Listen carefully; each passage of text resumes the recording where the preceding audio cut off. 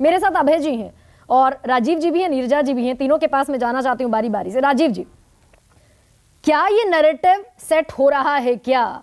क्योंकि हमने 2014 से जगदंबिका पाल के जमाने से देखा कि जब कांग्रेस में है तो 2013 का जो इंडिया अगेंस्ट करप्शन का पूरा मूवमेंट चला वो यूपीए 2 के खिलाफ चला, और इसीलिए चला कि कोल स्कैम को बना दिया गया, 2G स्कैम को बना दिया गया। लेकिन फिर बहुत सारे कांग्रेस के नेता इधर छोड़कर आ गए तो वो धुल गए, बैतरणी पार कर गए।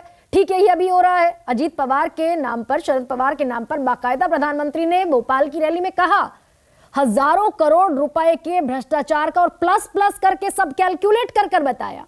तो इधर आ जाते हैं तो सब गंगा नहा जाते हैं। ये देश के प्रधानमंत्री को नहीं बताना चाहिए।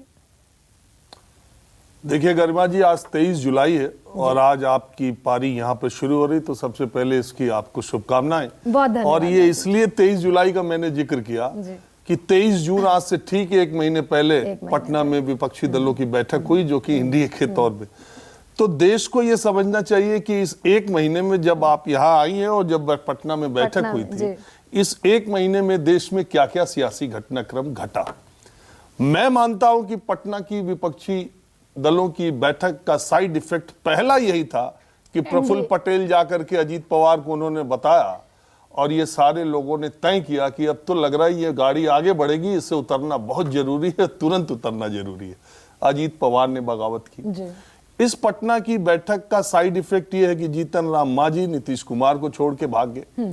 इस पटना के बैठक का साइड इफेक्ट ये है कि ओम प्रकाश राजभर तुरंत आए।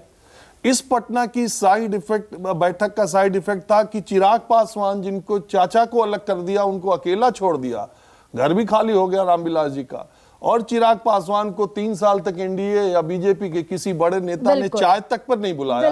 उनसे प्रधानमंत्री इतनी तेजी से गले मिले कि 1 मिनट के लिए वो भी अवाक रह गए। ठीक है, ये जो इज्जत मिली चिराग पासवान को, ये जो एनडीए में एकाएक जुटान की बात हुई, प्रदीप सिंह जी जैसा कह रहे थे कि ये तय उसी दिन हो गया था जिस दिन संसद का उद्घाटन हुआ, नई संसद का। तो वो इसलिए भी तय हो गया था कि संसद का उद्घाटन का बहिष्कार सिर्फ कांग्रेस पार्टी ने नहीं किया था, सारे विपक्षी दलों ने किया था, ज्यादातर ने।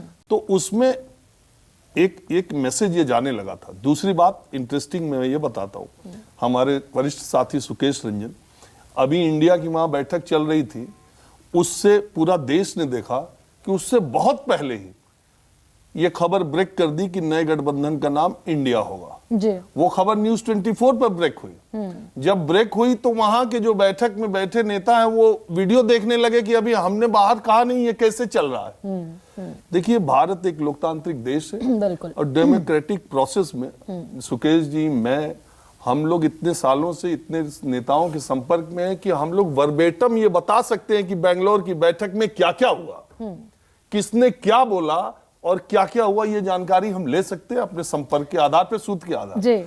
अब जो अभी आप सीताराम, तो राजीव जी, नीतीश और तेजस्वी जो चले गए समय से पहले, उस पर बताइए न्यूज 24 के दर्शकों, क्या ये वाकई जेन्युइन था या फिर? देखिए, कई लोग कह भी रहे, ज्यादातर विपक्ष के नेता वहां चार्टर्ड प्लेन से गए थे और एटीसी ने सबको समय निर्धारित किया था।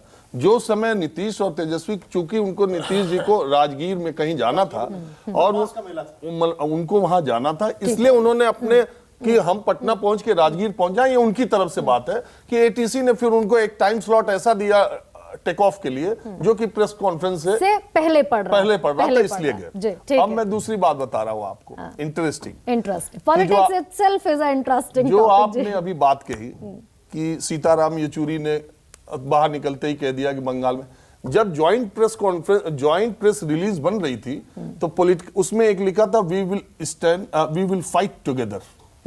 तो सीताराम येचुरी ने कहा भैया ये लाइन निकाल दो, ना हम कांग्रेस से केरल में साथ लड़ेंगे और ना हम पश्चिम बंगाल में लेफ्ट के साथ लड़ेंगे। और ये एक दिन टीएमसी के साथ कांग्रेस जाएगी, ये तय हो गया, क्योंकि एक दिन पहले की मीटिंग में ये तय हो गया था कि ममता जी सोनिया जी के बगल में बैठेंगी और जो राहुल गांधी ने नाम दिया है वो ममता जी प्रपोज करेंगी। डेरेक ओब्रायन से ये कहा गया कि आप ये कहिए। तो मैं ये कह रहा हूं, यहाँ देश के केंद्रीय मंत्री बुलाए जा रहे हैं और इस्तीफा ले लिया जाता है। एक पत्रकार समझ ही नहीं पाता कि हुआ क्या था, हटाए क्यों गए, बनाए क्यों गए थे, हटाए क्यों गए, तो हमको तो नहीं पता चल पाता। तो वो फैसला कुछ लोगों के बीच में ये बात कही जाती है तो बहुत सारी चीजें आप नहीं जान पाते। ये अलायंस जो बना है ये ऐसे लोगों से बना है कि एक एक खबर इसकी आती रहेगी, इसीलिए देश की जनता ये समझती है कि रहेगा कब तक साथ रहेगा। यही सबसे बड़ा प्रश्न है, सबसे बड़ा प्रश्न, सबसे बड़ा सवाल यही है